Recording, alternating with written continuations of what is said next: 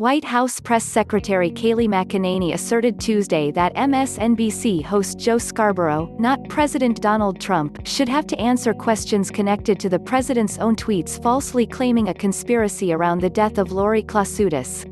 Klausudis had an undiagnosed heart condition when she died after falling and hitting her head on her office desk in Florida nearly 20 years ago, when she worked for Scarborough, a former Republican congressman.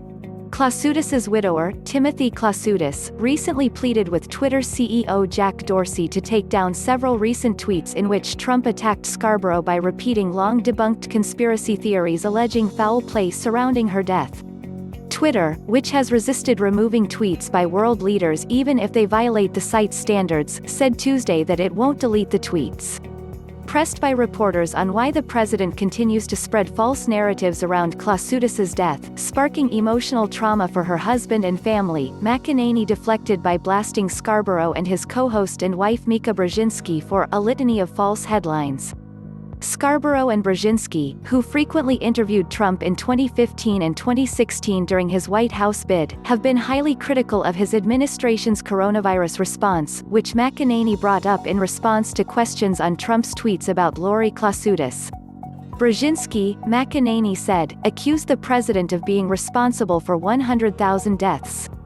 They should be held to account for their falsehoods. But several of the president's tweets targeting Scarborough had nothing to do with the host's comments on coronavirus. Trump has hinted at an affair and suggested murder and a cover-up involving Scarborough, who was 900 miles away at the time of Klausudis's death, which was ruled an accident by law enforcement and a medical examiner.